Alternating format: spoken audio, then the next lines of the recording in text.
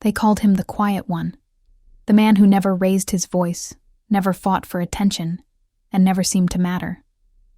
But silence has its own kind of power, and sometimes it listens long enough to hear every lie. When Ethan Cole walked into his family's dinner that Sunday, he was not just the forgotten brother anymore. He was a federal investigator carrying a secret, and before the night was over, the truth would tear his family apart forever. When you have been underestimated for most of your life, you learn to appreciate the quiet. Silence has its own voice. It tells you who people truly are when they think no one is watching. Ethan Cole lived inside that silence. His mornings began the same way. The low hum of the refrigerator, the ticking of a clock, the muted light of dawn spilling through half-closed blinds. He sat at a small table in his modest Silver Spring apartment, a cup of coffee cooling beside a laptop filled with numbers and reports worlds of hidden money that few ever saw. On the wall hung a framed photograph, his parents, his sister Lydia, and himself. Everyone in the picture was smiling. He stared at it for a moment longer than usual, then smiled back, faintly, an expression balanced somewhere between affection and resignation. To my family, he thought. I am the quiet one, the disappointment. Outside, the city was waking. Ethan closed the file he had been reviewing, an anonymous case about offshore accounts, and stood to leave. In another life, he might have been proud to talk about his work. In this one, he had learned the value of invisibility. That Sunday, his parents' home in Arlington glowed with noise and warmth. The smell of roasted chicken drifted through the hallway, laughter rising from the dining room. At the center of it all sat Lydia Cole 44, magnetic, the family's unspoken son. Her voice carried easily. She spoke of markets, mergers, and expansion plans for her fintech startup in Seattle. Her words sparkled like polished glass. Everyone listened. Everyone admired. Ethan took his usual seat near the end of the table. His mother brushed his arm gently and smiled, but her eyes quickly returned to Lydia. The conversation flowed around him like a river he no longer tried to cross. Ethan's good at his job, Lydia said, flashing him a quick smile. But I'm the one making sure Mom and Dad are taken care of. The family laughed, kindly, not cruelly. They believed she was right. Ethan raised his glass in quiet acknowledgement. For a moment, the camera of imagination might linger on his face, soft light against the faint lines of patience, a gaze both loving and distant. He was proud of his sister, genuinely so, but pride and isolation often travel together. As the meal went on, the familiar dance returned. Someone asked Ethan about his office work, and Lydia added with gentle teasing, "You could earn so much more if you left that tiny desk job." The others chuckled. Ethan smiled, unfazed. He had heard it all before. "Let them think I'm ordinary," his inner voice murmured. "Being underestimated is part of the job." What none of them knew, what he could never tell, was that his tiny desk job sat within the Financial Crimes Division of the U.S. Treasury Department. Behind that dull title lay encrypted data, undercover cases, and late-night briefings where a single decision could expose or protect millions of dollars. To his family, he was the man who never took risks. In truth, his every decision was a quiet gamble with justice itself. After dinner, Lydia opened her tablet and showed their parents a chart of investments. Bars of green climbed skyward, promising safety and growth. Her confidence was radiant. Ethan leaned closer, scanning the figures. Something about them did not add up. The returns were too consistent, too perfect numbers that existed only in presentations, not in real markets. He said nothing. Maybe she knows something I don't, he thought. Or maybe she is bluffing, the way people do when they need to believe their own success. Lydia caught his eye and smiled as if daring him to question her. He didn't. Instead, he helped clear the table, letting her bask in admiration. When he finally stepped outside into the cool evening air, his phone buzzed. A message from his mother appeared on the screen. "Dinner this Sunday. Your father has news." The glow from the screen lit his face in pale blue. He stood there for a long moment, the quiet of the street pressing against his thoughts. He pocketed the phone and whispered to himself, almost inaudibly, "News can mean anything." The camera would fade on his expression, calm, but faintly troubled. Somewhere behind that silence, the first shadow of conflict began to form. The house in Arlington felt different that Sunday. Perhaps it was the way their father cleared his throat before he spoke. Perhaps it was the way their mother kept smoothing the edge of the tablecloth with the flat of her palm, as if trying to iron out a future she could not control. Or perhaps, Ethan thought, it was Lydia. Lydia Cole had always known how to take control of a room without appearing to take control of a room. That was one of her gifts. She could wrap concern around ambition and make them look like the same thing. She arrived with flowers for their mother and a bottle of wine for their father. She kissed them both on the cheek and told them they looked wonderful. She set down her handbag, draped her coat over the back of a chair, and almost without effort, became gravity. Everything else seemed to orbit her. Ethan watched her for a long moment before he stepped fully into the dining room. It was subtle, but he saw it. The kind of detail you only notice if you are trained to notice. The handbag was new. The watch was new. The shoes were new. The car in the driveway was new. These things, in themselves, meant nothing. It was the way she wore them that concerned him. Comfort, not performance. Lydia was not trying to prove she had money. She had moved past the stage of proving, into the stage of assuming. That was dangerous. They sat for dinner. Their mother served. Their father waited until everyone had a plate before he spoke. He lifted his glass. His voice was steady, but beneath the steadiness, there was a kind of frailty Ethan did not like. "Your mother and I," he began, "have decided it is time to update our plan. The will, the accounts, the house, all of it. We spoke with an attorney." There was a small silence at the table, almost polite. Lydia smiled first. "That is good," she said warmly. "That is responsible. You should not have to worry about any of that, especially with Dad's blood pressure lately." Their mother looked relieved. Their father nodded. Ethan looked at his father's hand. He saw the tremor. Lydia leaned forward, gentle and efficient. "I can help structure everything. I have already been handling most of the financial planning anyway." Her tone was not arrogant. It was not mocking. It was reassuring. That, more than anything, unnerved Ethan. Lydia continued, still calm. "I want things to be fair. Of course I do. But fairness does not always mean equal. Sometimes it means recognizing contribution. Who has been keeping the accounts in order? Who has been watching out for you both?" Her mother reached for her hand. "You have done so much for us, sweetheart." There it was. Not cruelty. Just certainty. The certainty of someone who believes that what they took, they deserved. Ethan felt a quiet pressure forming in his chest. He did not speak. His silence, in this house, had always been mistaken for agreement. Lydia turned to him, almost tender. "Ethan, you know I am only trying to protect them, right?" There was a very brief moment when she looked almost fragile. Almost. It flickered and vanished. He held her gaze. "Of course," he said softly. The conversation moved on. Dishes touched plates. Silverware clicked. The room filled with ordinary sound. To an outsider, it would have sounded like a peaceful family dinner. To Ethan, it sounded like slow structural failure. He had spent years studying money the way biologists study disease. You could hear when something was spreading. Later, in the living room, Lydia sat with their father and walked him through a chart on her tablet. Her tone was careful and confident. The screen glowed against her face.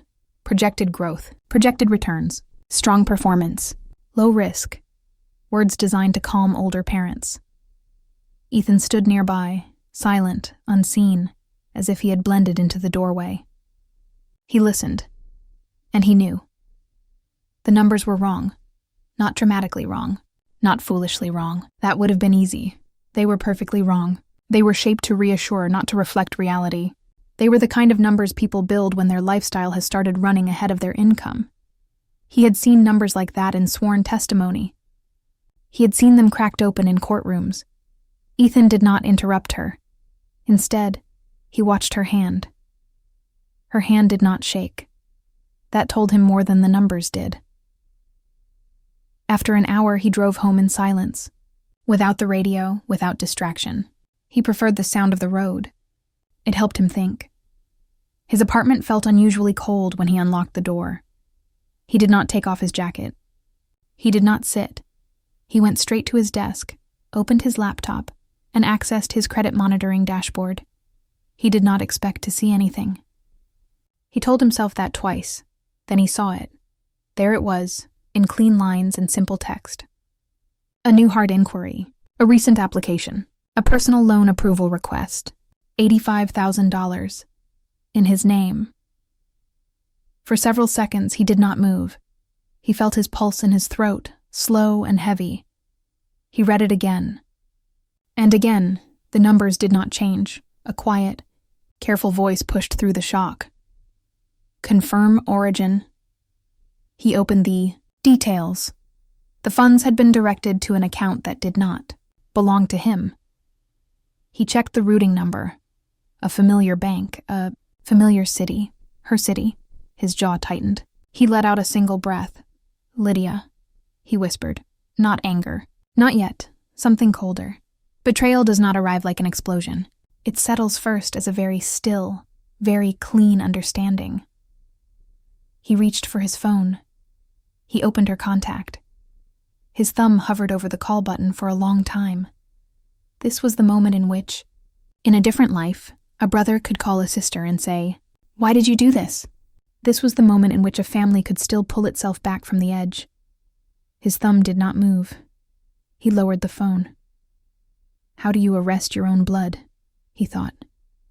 How do you put cuffs on someone who sat across from you at the dinner table since you were both children? He closed his eyes. Then another thought came, quieter but sharper.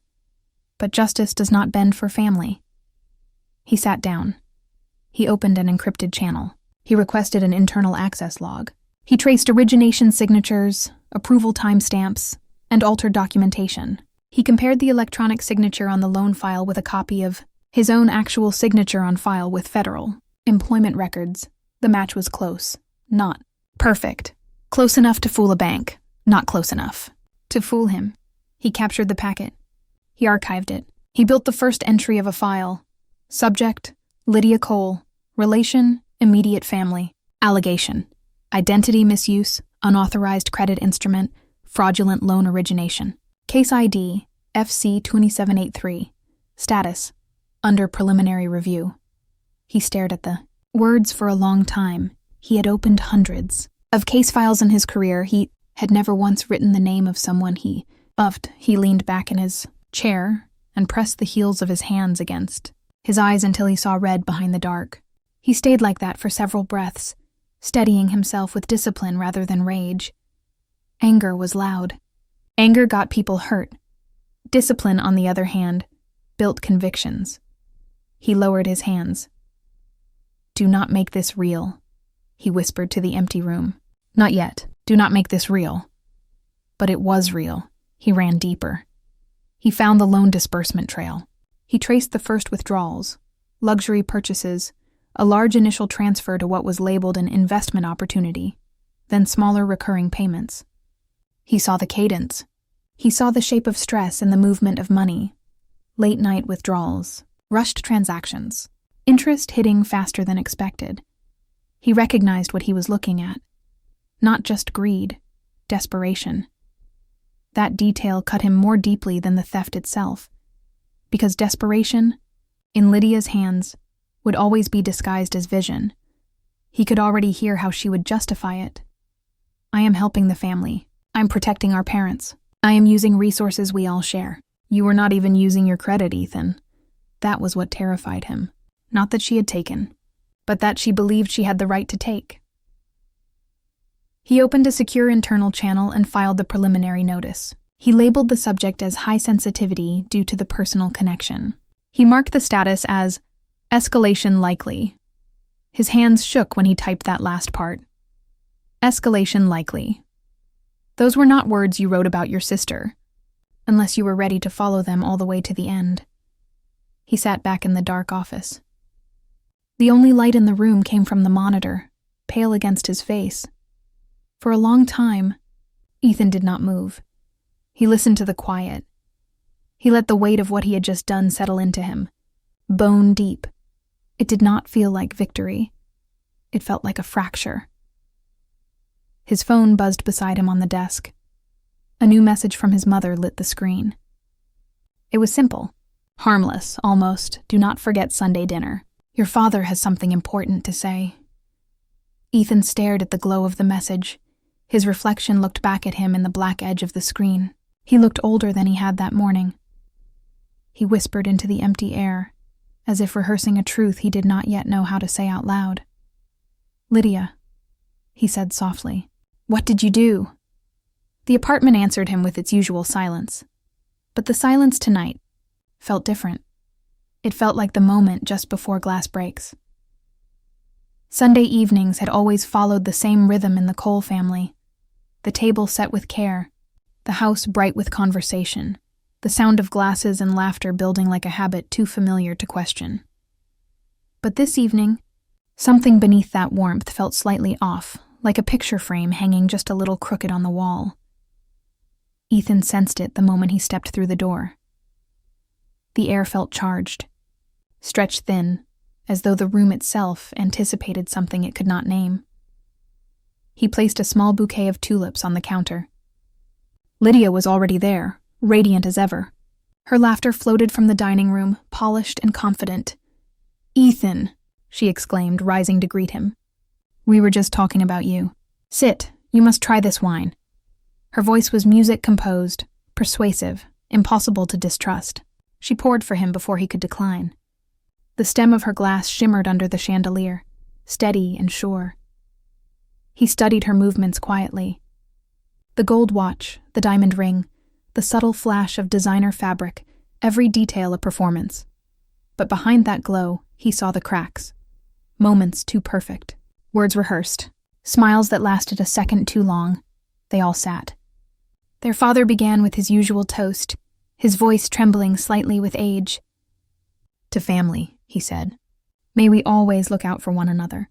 Lydia lifted her glass first. "To family," she echoed. The glasses met. Dinner began with laughter. Lydia carried the conversation effortlessly. She told stories about her company's new contracts, about investors and expansion, about ambition and risk. Her parents listened with pride that bordered on awe. Ethan watched in silence, the same silence that had protected him his whole life. Finally, Lydia set her glass down and leaned forward, her eyes bright with the kind of excitement that always preceded something dangerous. "Actually," she said, smiling toward Ethan, "I should thank you, little brother." Ethan looked up, calm but alert. "For what?" he asked. "For inspiring me," she said. "You have always been the safe one, the steady one. Watching you made me realize that sometimes safety is just fear wearing a suit." Their parents laughed softly, unsure what she meant. Lydia continued, voice smooth as glass. "You see, I recently made an important decision. I took a bold step. I used your name to secure a personal loan. $85,000! The words slipped into the air like a blade through silk. For a heartbeat, no one reacted. Then their mother's hand froze midair. "Lydia," she said faintly. "What are you talking about?" Lydia waved a hand as if brushing away concern. "It is not a big deal. I am making the payments. I just needed fast capital for an investment. Ethan has perfect credit. It made sense. We are family. It is not theft when it helps everyone." Her tone was light, her confidence absolute. Ethan's father frowned, uncertain. You took a loan in your brother's name?" "It is just paperwork," Lydia said. I am helping the family's financial future. Honestly, you should thank me." The tension in the room grew tangible, pressing against every wall. Ethan set his fork down with quiet precision. "Lydia," he said, his voice low but clear. "You forged my signature." She laughed, half amused, half dismissive. "Oh, come on." "You are being dramatic." "That is federal banking fraud," he said evenly. Her smile faltered for a breath, then returned sharper. "You are not going to arrest me, Ethan. You work for the government, not the police. And you are my brother." He held her gaze. The air between them felt electric. Their father's voice broke the silence. "Lydia, please tell me this is some kind of misunderstanding." "There is no misunderstanding," Lydia replied firmly. "I did what needed to be done. I built something for all of us. You cannot build a future without risk." "You used someone else's identity," Ethan said, each word measured. "I used our family's resources," she countered. "You would have said no if I asked. Sometimes leadership means acting when others hesitate." Her voice grew stronger, filled with conviction rather than guilt. "You always hide behind rules, Ethan. That is why you have never built anything that mattered." "I build things. I make things happen." He watched her carefully. In her tone, he heard no cruelty-only belief. She truly thought she was right. Their mother whispered, almost to herself, "Lydia, what have you done?" Lydia turned to her. "Mom, I did this for all of us. The loan is already working. I invested in something real. We will be secure." Ethan spoke softly. "You have missed 3 payments." Lydia blinked. "What? 3 payments?" "The bank sent notices. I have them." Her expression shifted from irritation to confusion, then fear. "You are bluffing." He shook his head slowly. "The second was 3 weeks ago. The third arrived yesterday." Their father's face turned pale. "Is this true?" Ethan nodded. Lydia's voice trembled now. "You cannot prove anything. The loan is under your name. You would have to report yourself." "I already did," he said quietly. The silence that followed was almost physical. "What?" she whispered. "I opened a case file 3 weeks ago," Ethan said. His voice did not rise. It only grew colder. "All they needed was your confession." Her chair scraped against the floor as she stood. What did you do?" He reached into his jacket. For a moment, no one breathed. Then he placed something on the table. A badge. The metallic reflection caught the light. Glowing silver and blue. "Special Agent Ethan Cole," he said softly. "United States Treasury, Financial Crimes Division." Their mother covered her mouth. Their father whispered his son's name like it was the first time he had truly seen him. Lydia stared at the badge as if it were a weapon. "This is insane," she said. "You are trying to scare me." "I am not," Ethan replied. "I am doing my job." She shook her head, backing away from the table. "You cannot do this to me. I am your sister." He stood slowly. "You are also the subject of an active federal investigation. You committed fraud using my name in federal banking channels. You forged documents. You falsified records. You crossed into federal jurisdiction." Her breathing quickened. "You would destroy your own family over a mistake?" He stepped closer, eyes unwavering. "It stopped being a mistake the moment you decided it was justified." Tears welled in her eyes, not from guilt, but disbelief. "I was helping us. You cannot see that because you hide behind rules. You have always hidden behind something." He said nothing. Outside, faint sirens began to echo in the distance, soft at first, then growing louder. Lydia turned toward the sound, panic flashing across her face. "Ethan, please, tell them this was a misunderstanding. Tell them I did not mean it." "I cannot," he said. The sirens grew nearer. Red and blue lights flickered through the window, painting the dining room walls with trembling color. A knock struck the door firm. Official, final. "Federal Bureau of Investigation," a voice called. "Open the door." Their mother began to cry. Their father stood frozen. Lydia looked from Ethan to the door, her world collapsing in slow motion. "You set me up," she whispered. "No," Ethan said quietly. "You set the trap yourself. I just stopped pretending not to see it." The second knock came louder, followed by the sound of boots on gravel outside. Ethan turned toward the door. Lydia's voice broke behind him, raw and pleading. "Ethan, please do not let them take me." He paused, eyes closed for a fraction of a second. Then he whispered, "You took yourself." The door opened. The agent stepped inside, the sound of authority filling the home that had once held nothing but warmth. Lydia stood trembling, her defiance gone, her conviction shattered. The lights from outside cut through the room like judgment. Ethan looked at her one last time. The sister he had grown up with, the woman who believed she was saving everyone by breaking everything. He said nothing, because some truths were too heavy for words. The world moved around them in silence. Footsteps, handcuffs, the closing of a door, and in that silence, Ethan Cole felt the full cost of justice settle inside him. It was not triumph. It was not satisfaction, it was loss, deep and unending. As the flashing lights faded down the street, the house stood still, full of the ghosts of what used to be a family. The flashing lights faded slowly from the window, leaving behind an echo of color against the walls. The dining room, the stage of laughter, ambition, and quiet resentment, was now a ruin of silence. Ethan Cole stood at the edge of it, watching the agents guide his sister through the doorway. Lydia's voice cracked as she struggled against the hands that held her. "I did this for us," she cried, her voice breaking. "For this family!"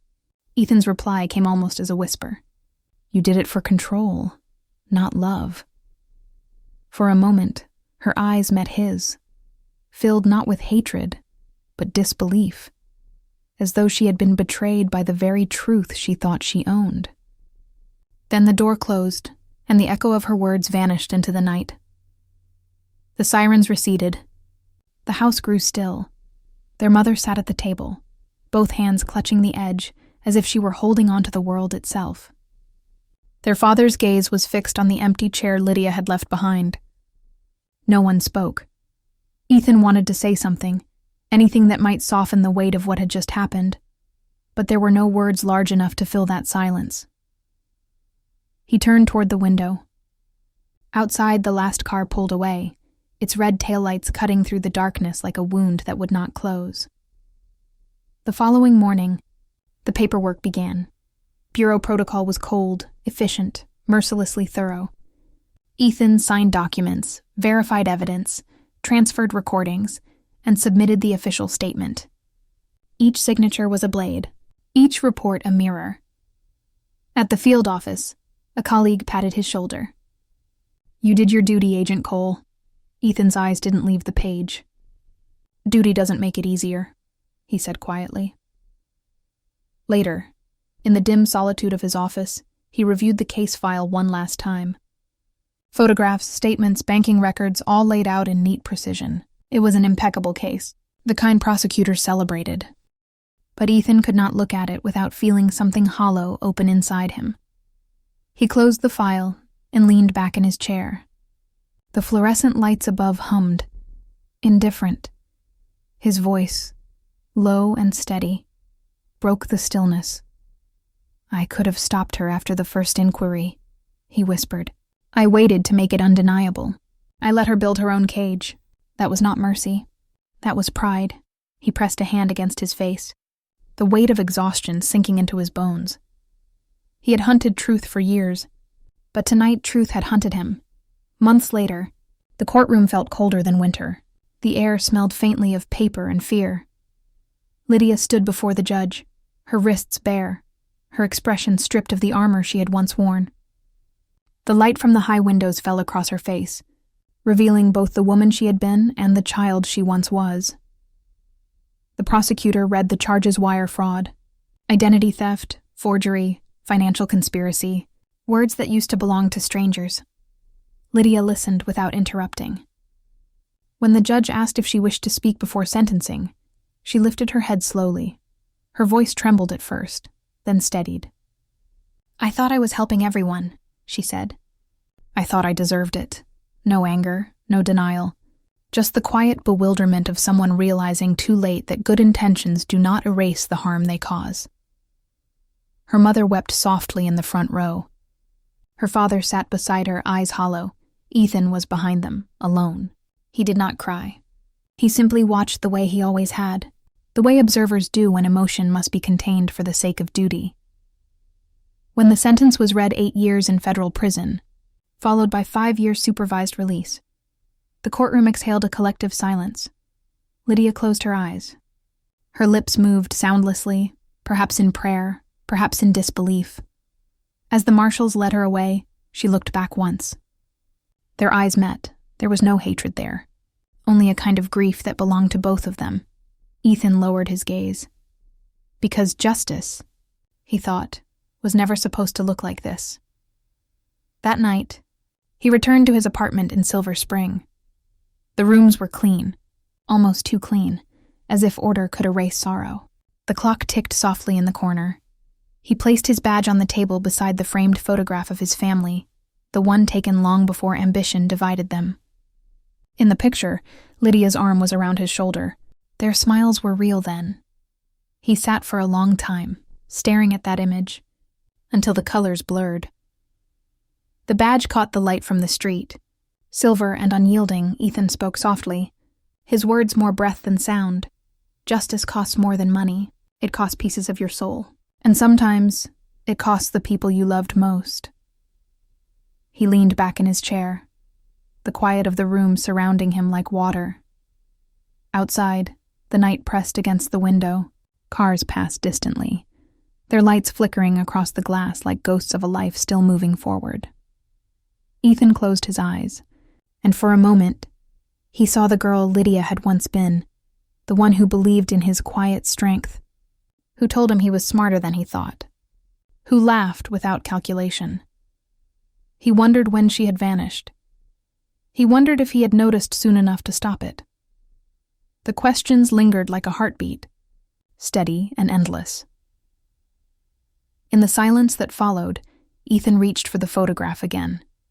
His thumb brushed across Lydia's face, a gesture of both forgiveness and farewell. He turned off the lamp. The glow from the badge was the last thing to fade its metallic surface, reflecting the smallest trace of light before surrendering to the dark. And for the first time in years, Ethan Cole allowed himself to feel everything he had kept buried. The pride, the guilt, the love, and the unbearable cost of being right. Outside, the night was vast and indifferent, but somewhere within it, a single truth remained, unbroken. Justice had been served, but the man who served it would never be the same. There are moments in life when silence weighs more than words, when the echoes of what has been done linger longer than any sentence spoken in a courtroom. For Ethan Cole, that silence followed him everywhere. It moved through his apartment like a shadow that refused to leave. Yet within that stillness, he found something unexpected: clarity. Because truth, he realized, is not a shining sword. It is a mirror, and when you hold that mirror up long enough, it does not just reflect others. It reflects you. His sister's choices had shattered the illusion of safety that family once represented. But in that ruin lay the most painful and precious lesson of all: love cannot survive without accountability. Forgiveness is not the same as forgetting, and integrity means standing for what is right, even when your heart pleads for mercy. He had spent his career uncovering deception, hidden transactions, falsified ledgers, broken systems. But he had never understood until now that the greatest kind of deceit is the one we justify to ourselves. The lie that begins with, "I did this for the right reasons."